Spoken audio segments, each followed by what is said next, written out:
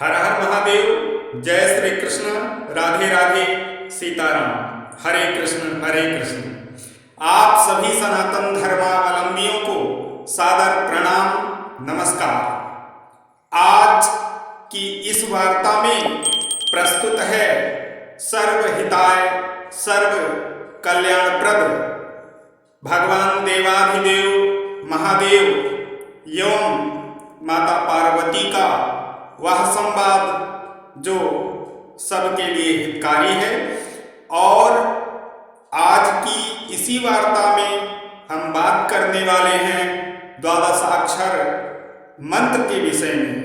द्वादशाक्षर मंत्र राम नाम महिमा और ध्यान योग। यह संवाद भगवान देवाधिदेव महादेव और माता पार्वती जी के बीच का है। और इस संवाद को हम लेकर के उपस्थित हुए हैं आप सभी के सम्मुख इस वार्ता में। तो आइए जानते हैं भगवान देवाधिदेव और माता पार्वती के उस परम पावन संवाद को जो सर्वहिताय है, जो सबके लिए कल्याणकारी है, मंगलदायक है और संपूर्ण जीव सृष्टि धारा में जिसके पास यह ज्ञान पहुंचता है वह परम सिद्धियों को अर्जित कर लेता है प्राणी मात्र के लिए। और इस जीव सृष्टि धारा में जो सर्वश्रेष्ठ प्राणी है, जिसे बुद्धि का वरदान विधि परम पिता परमात्मा द्वारा प्राप्त है, वह है मनुष्य। और मनुष्यों में भी जो ज्ञानी है, जो ईश्वर भक्त है, जो आस्तिक है, वह परम श्रेष्ठ है। और श्रेष्ठ क्यों है? क्योंकि भगवान देवाधिदेव महादेव की भक्ति सबके हित के लिए है और बड़ी ही सरल है। तो यह संवाद इस प्रकार है।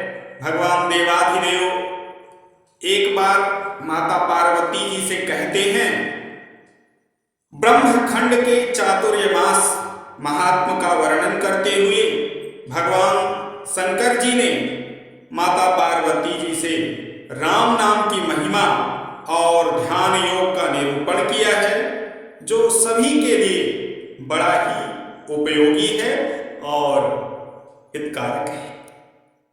भगवान शिव जी बोले, प्रिय, भगवान विष्णु के सहस्त्र नामों में जो सारभूत नाम है, मैं उसी का नित्य निरंतर जप चिंतन करता हूं। मैं राम नाम जपता हूं और उसी के अंक की रुद्राक्ष की माला द्वारा गणना करता हूं।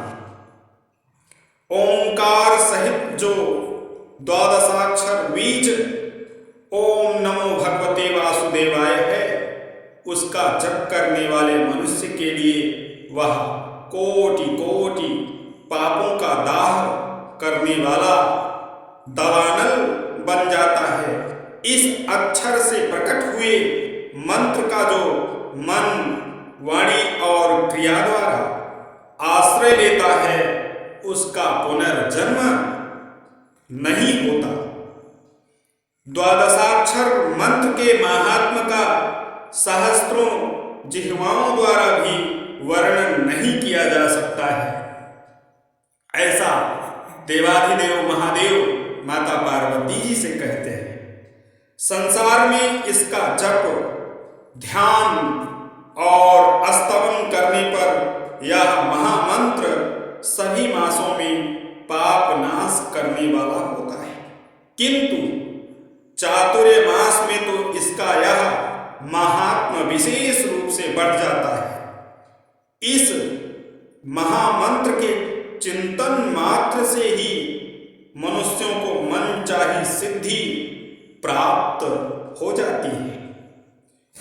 इसके संयम पूर्वक जप और ध्यान से सनातन मोक्ष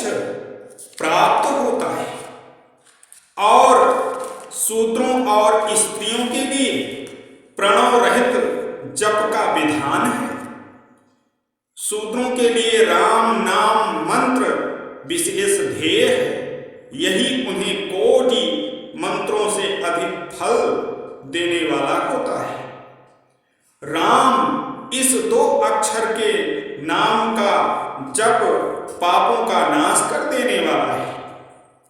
मनुष्य चलते, खड़े होते और सोते समय भी श्री राम का नाम कीर्तन करने से इहलोक में सुख पाता है और अंत में भगवान विष्णु का पार्षद होता है। राम यह 2 अक्षरों का मंत्र कोटि कोटि शतकोटि मंत्र से भी बढ़कर है। यह सभी वर्ण संकर जातियों के लिए भी पाप का नाशक बताया गया है।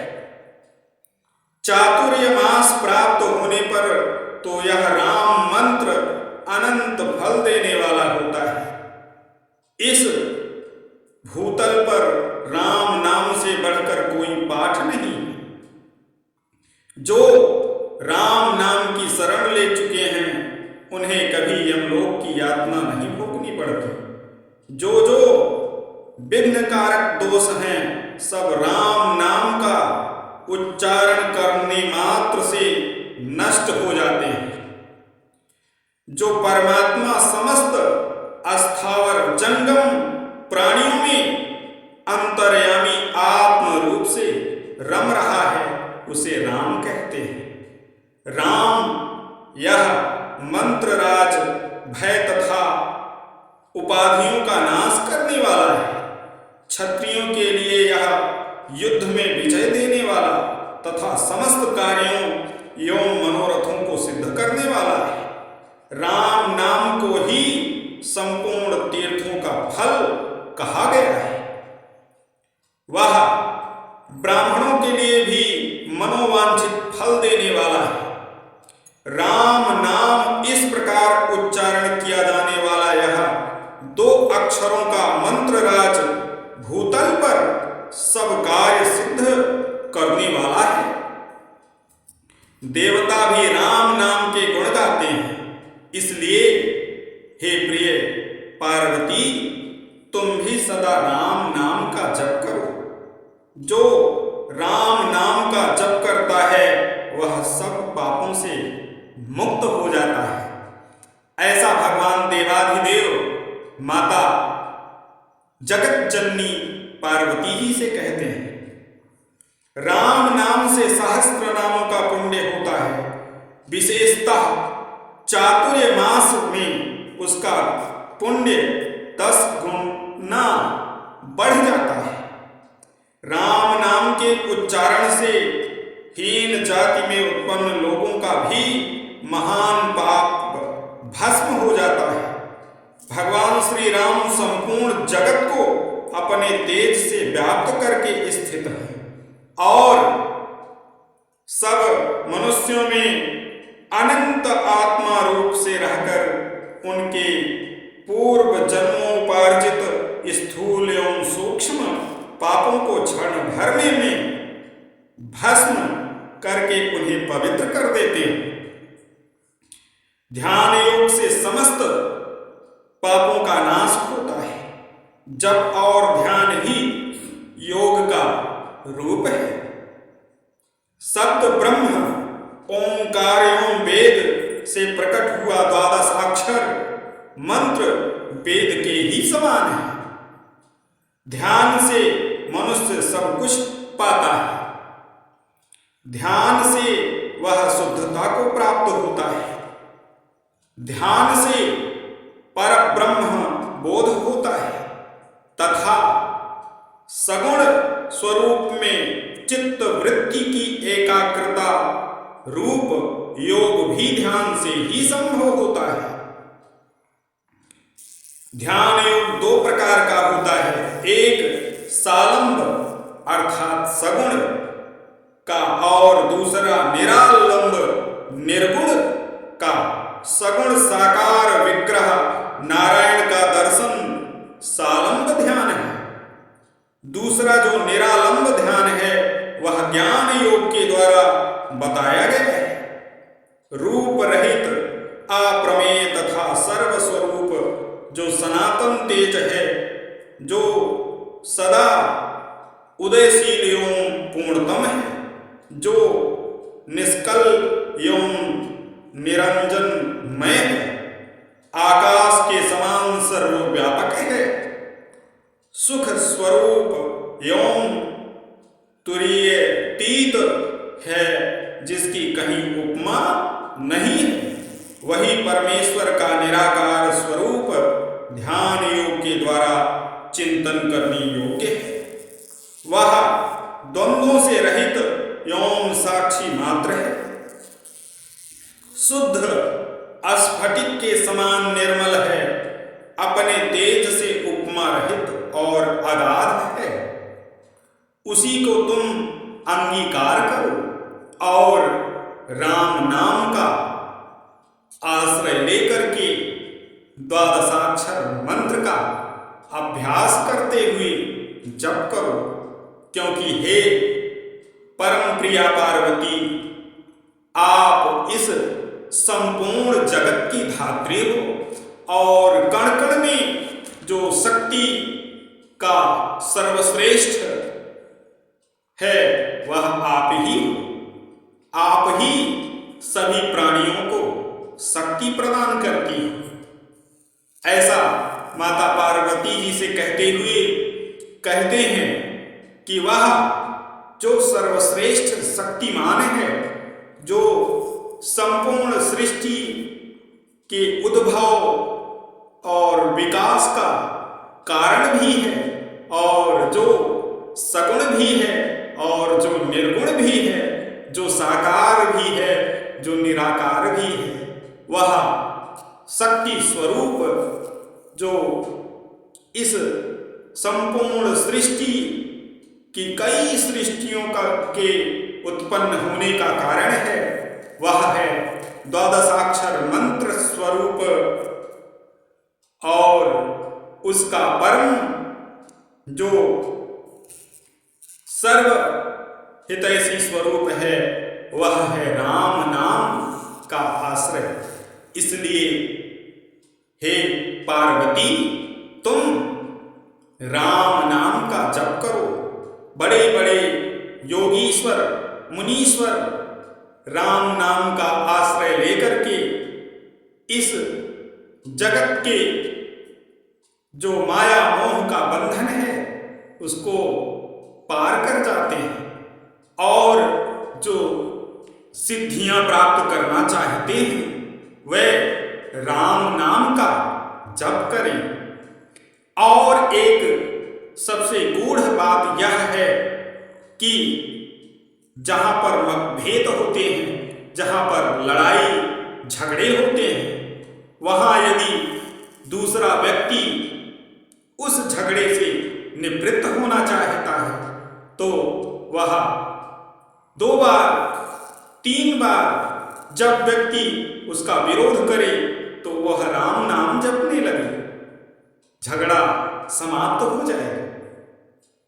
जैसे साधारण प्रकार में यह कहें कि जैसे सासू और वधू में झगड़ा होने लगता है, सासू फटकारती है तो बहू सास के कहने पर राम राम कहने लगे। यदि सास को फटकार बहू लगा रही है तो सास राम राम कहने लगे, तो इससे होगा क्या? इससे यह होगा कि झगड़ा समाप्त हो जाएगा और जहां राम रम रहे हैं वहां आनंद ही आनंद होगा। इसलिए राम वह शक्ति है जो मुर्दे को भी जीवित कर सकती है। ऐसा जो है जगत के माता पिता कह रहे हैं और यह इस संपूर्ण सृष्टि के माता पिता का संवाद है जो हम आप सभी को सुना रहे हैं आज की इस वार्ता में। तो यह रहा द्वादशाक्षर मंत्र की महिमा का प्रसंग और यह प्रसंग ब्रह्मखंड से माता पार्वती एवं परम पिता परमेश्वर देवाधिदेव महादेव के संवाद प्रसंग से है। तो जो भी व्यक्ति इसमें साधारण रूप से जो संदेश है वह है ओम नमो भगवते वासुदेवाय, द्वादशाक्षर मंत्र का प्रणव के साथ जप, और जो अति साधारण रूप में सर्वत्र कल्याण चाहते हैं वह निर्विघ्न रूप से सदैव राम नाम की महिमा का महत्व समझ करके सबसे सरल राम नाम की माला का जप करें। और इसमें ना तो कोई बंधन है और ना कोई विधान, राम नाम सबके लिए है, इसलिए राम सबके आनंद स्वरूप सिद्धमान श्रीमान और जगत के आनंद प्रदायक है। इसलिए रुद्रावतार श्री हनुमंत लाल जी राम नाम की महिमा का जहां पर संकीर्तन होने लगता है वहां वह पहुंच जाते हैं। ऐसा गोस्वामी तुलसीदास जी भी लिखते हैं और अन्य स्थलों पर, अन्य कथा प्रसंगों में और अन्य संतों के संकीर्तन में इसका उल्लेख मिलता है। राम नाम की महिमा का बखान शब्दों में नहीं किया जा सकता। बड़े बड़े योगी, बड़े बड़े मुनि और साधारण जीव की क्या बात कहें। जय श्री राम।